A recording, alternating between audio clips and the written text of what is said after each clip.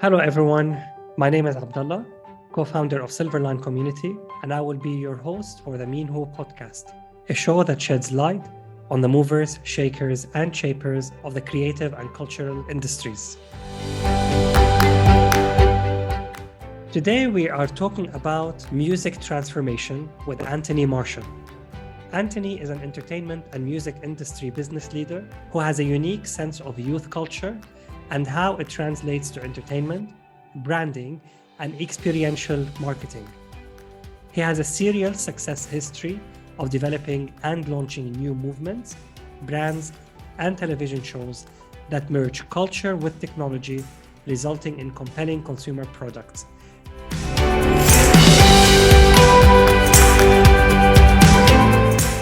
Anthony, thank you so much for joining us. How are you? Thank you. Doing well, doing very, very well. And shout out to anyone that's listening today. Looking forward to the talk. Perfect. Thank you. Anthony, do you mind sharing with us a bit about your background, please? Sure. So I'm the co-founder of a company called the Lyricist Lounge. It's kind of grown beyond just a company at this point, but it's a cultural movement, a cultural hip hop institution. We started in 1991, really as a way to just give exposure to unsigned artists at that time, a time way before the internet. And so, that's kind of what has been our goal, to really provide exposure to hip hop artists. And now that goal is kind of, the same, but changing a little as we move into this new future of Web3. And what does music represent to you? Man, that's a great question. Music is oxygen. Music is water. Music is shelter. It's kind of like a bare necessity. I think music means a number of things to different people at different times of the day, from something you need as a motivator in the morning or when you're in the gym, or something that, you need to kind of calm you down and prepare you to go to sleep. I think that it's the soundtrack of our everyday. It's in a lot of ways, it's like a historical pod. Like if you were to bury something in the dirt, come back and dig it up and look at it years down the line. I think much in the same way music provides that, the ability to kind of store information, so to speak.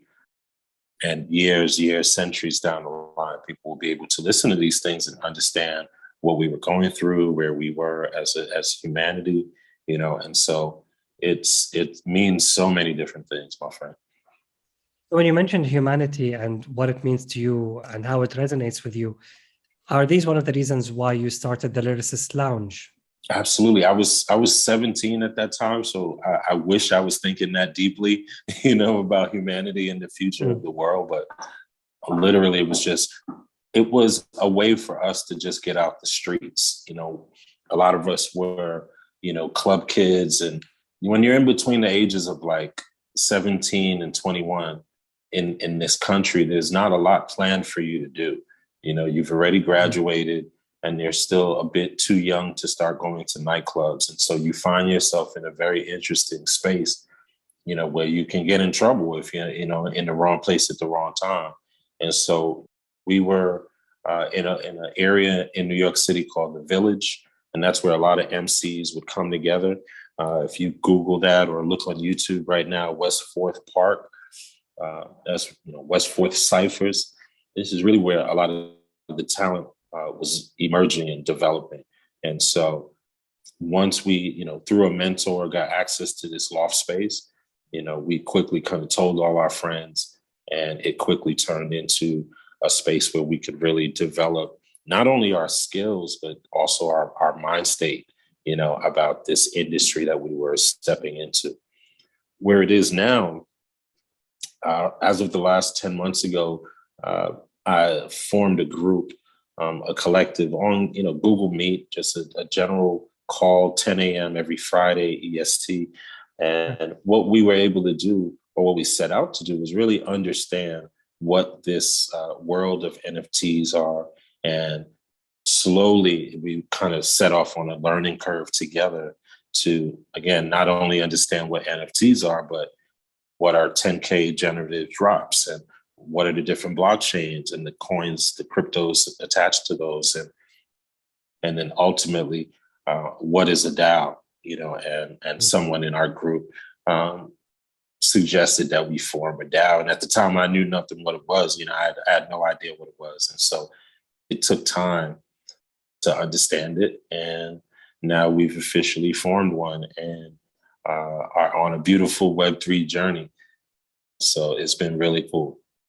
So aside from all the jargon that we're hearing and right now about like the DAO and what it is and the Web3, how would you explain the role of NFTs in transforming the music industry? So NFTs and Web3 in general has, what it does, it really just kind of, it's twisting value. It's changing the understanding of value. When tech companies were born, this whole change of how we consume music, things moved into this world of streaming. It was great for the consumer, for the fan, but it was horrible for the artists. We went from 99 cents per song on iTunes to 10 million plus songs for $10 a month, right? That completely robbed music of its value.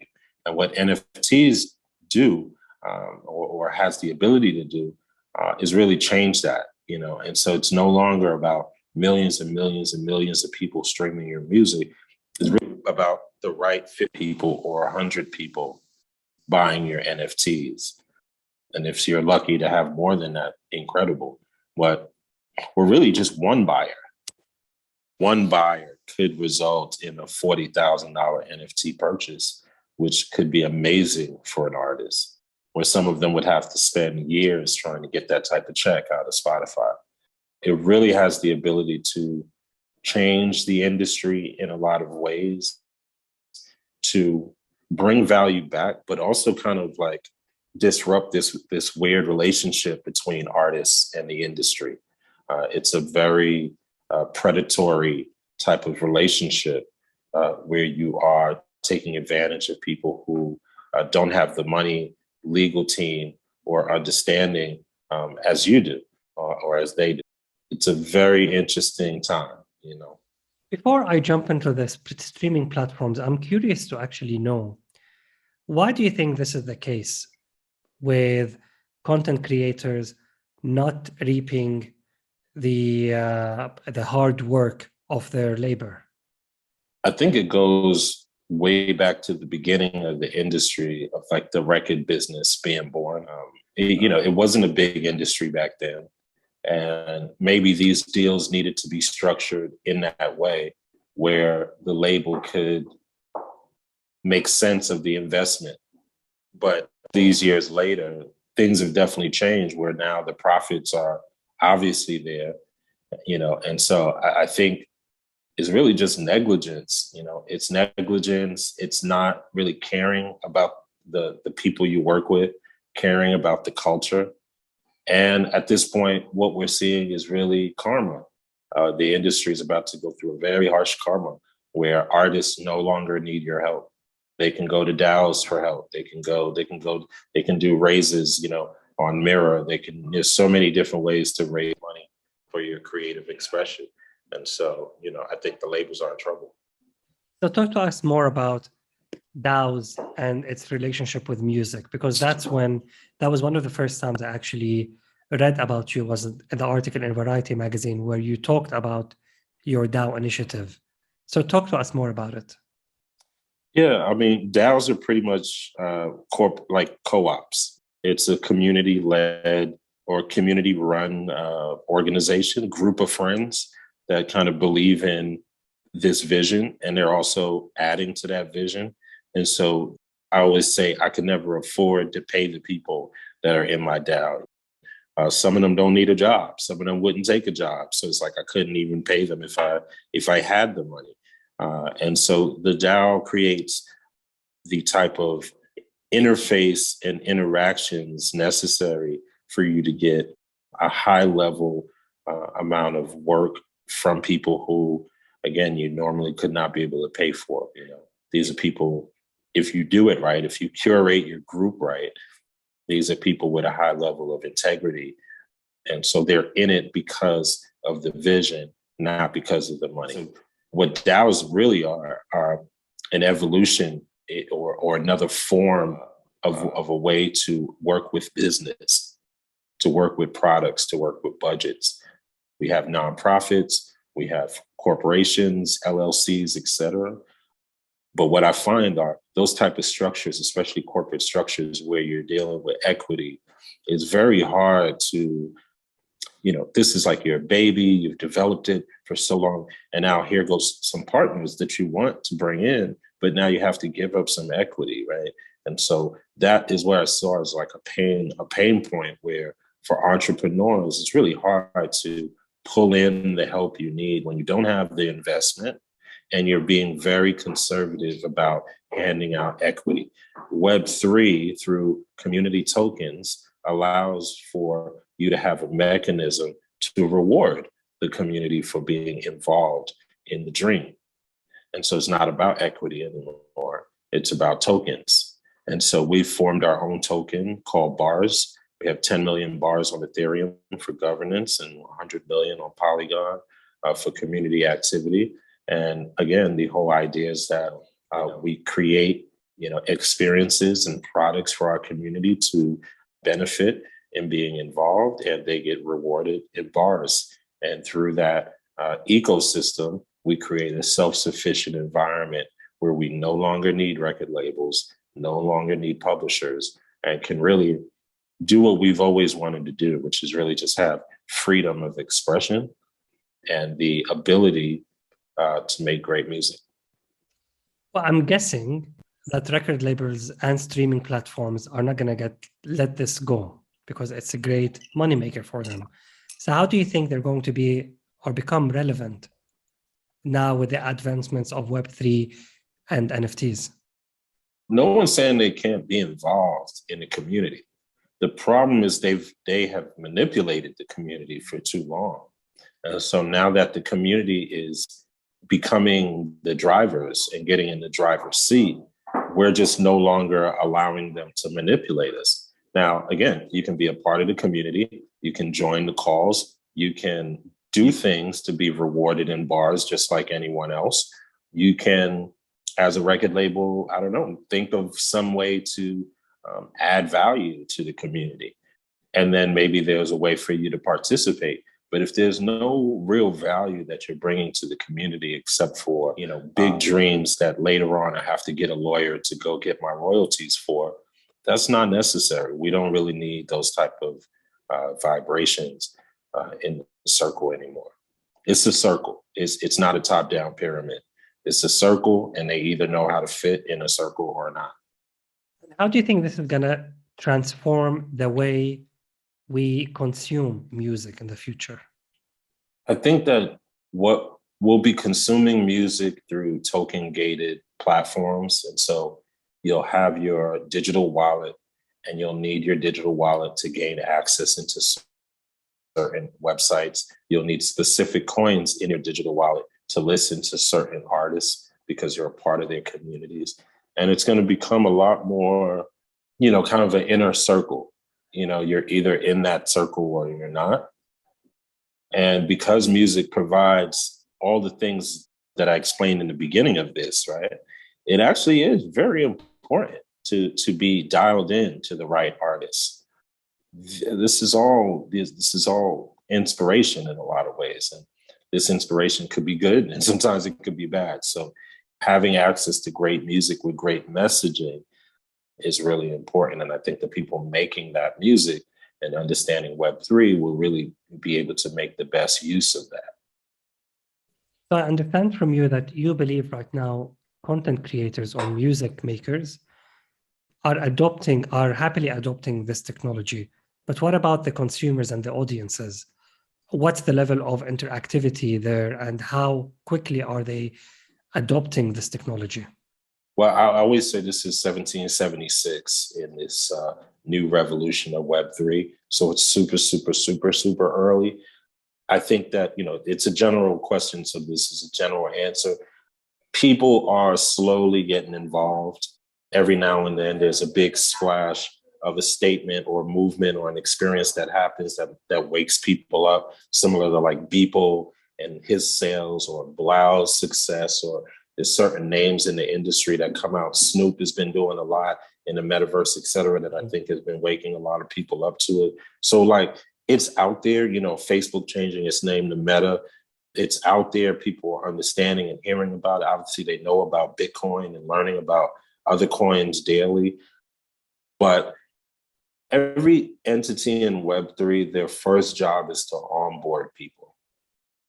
No matter what your real goal is, your first job is to onboard. And so we're all in a phase right now of multitasking between what it is that we want to do and also taking the time to onboard people. And so that is a whole process that we kind of have to come through until we've kind of all made it to the day where it's a lot more top of mind. But to me, we're in such early days of this that, you know, even our terminology, it's not going to be about fans anymore. It's not about fans. We're doing away with those titles. You know, we're doing away with the title fan, which is really a fanatic, which is not the best thing to be called. We're getting rid of consumers, which is a very marketing term, like the consumers are consumers, right? This is about, that's why you hear the terminology community so much. This really is about treating people like community. If you're an artist and you make your living based on the arts you create, then the people who are purchasing it need to be respected way more than being called fans or consumers. They're your community. And through Web3 and through community tokens, you have now given them a way to be involved in your growth. Wherever it is that you're trying to take this thing of yours, artists start in one definition of their art and then they kind of move into other areas. So people may start, you know, you look at like a Kanye who may have started as a graphic designer, then moved into being a producer, then moved into being a rapper, then moved into being a designer of everything, right? There's a trajectory of all artists. And a lot of times they're holding on to their first dream, that music dream first, but at least in the world of musicians. But as soon as they get that out, there's so much more art behind that for them to experience. And so that's the way I try to explain the power of a DAO and the power of Web3 to artists. Here is a community of people who may come into the room based on your music, but now as they learn who you are, as they learn your narrative, as they learn your story, your background story, and also your future story, where you're trying to take it, they then become supporters of you in a very wholesome way that surrounds whatever it is you want to do. And again, through the use of community tokens, they now have a way to be rewarded for their support. Previously, they were just buying music, buying whatever you put out, and the reward was the product. But now that the industry changed and the product now has no value, we got to give them something else. So when fans become part of a community, that means they are engaged and are part of the process of the content creation, if you will, which means they are harboring a certain level of responsibility and accountability towards the product that is being produced. Is that a positive thing or a negative thing, or what's your view on this? Well, one, every DAO is different, and because it's the Wild Wild West, if you're leading a DAO, if you're in leadership of a DAO, you can pretty much make up your own rules, right? So it's a great question. In our case, we're about to start working on our second album and bringing back the TV show. Although we have a lot of creative people on our call, we have a lot of techie heads on our call as well. Who may not always have the best advice creatively, you know, or musically. In the same way for the creatives may not always have the best advice technically. So what we've created, or what I've seen, is really the DAO acts as a board. It's an overall board. And within this overall board, you have kind of subdivisions. And so we'll have a creative board, we'll have a marketing board, et cetera, legal board. And through these boards, the community gets to join the boards They get to put their input, give their input into those specific divisions. And then those board leaders then distribute that information to our corporate sister company, which then goes ahead and executes on behalf of the overall DAO. And so that's kind of the structure where you have a corporate arm and you also have this larger DAO, which acts kind of as a co-op, almost as a nonprofit, but again, with a mechanism through community tokens so that the community actually feels like they're getting something back. Do you believe musicians face a challenge with protecting their intellectual property? And if so, do you believe that the DAO would be an answer to such a dilemma or a challenge? What's happening is they're doing deals. You know, there's a contract in front of them that has all the details. They have a manager and a lawyer. They read the contract along with the manager and the lawyer, and then they sign it. And so that's not a question of protecting or managing. That's really just all we've had as our option. I think what the DAO does is it creates another resource opportunity where you can, instead of now going to those record labels, you can now go internally to your community, drop an NFT as a way to kind of sell some sort of product. And now you've made all this profit that you can now make the album with. I think it's just, yes, the DAO definitely helps overall with ownership, more ownership of the IP for the artist. And if the DAO is doing it really to help artists, then the DAO may not even want ownership in that master. They may really just do it to raise money and support this artist. And now the artist gets to move on with their work of art. I will leave you with the last question. Is there a common misconception about the music industry that you would like to correct? Yeah. I think the common misconception is that you have to be an asshole to be successful. And I think that is a misconception throughout all industries. I think that in the past, we've had those types of models where it's a very top down and I'm going to talk to all of you guys and I'm on the stage and on the podium talking down to my employees. That time is over. It didn't really work before. It may have seemed like it worked, but it's really not working if majority of the building is unhappy. The product may have sold, but 80% of the building is unhappy. And I think, again, this is where the difference is with the DAO. It's really about making sure the people are okay. It's making sure the people are okay. The money will come, but it's making sure the people are okay. So I think that's, to me, is the misconception. And this Web3 universe is providing us the tools to kind of, to see that through, that I can lead with my heart and my mind in the right place or in the same place, that I can care about people, that I can use caring as a way to be successful rather than being an asshole. So yeah, that's what I'm hoping to kind of bring to the world right now through this DAO, through what we're doing, through the right energy. You'll see a lot of people in the Web3 space talk about energy. They talk about the redistribution of wealth.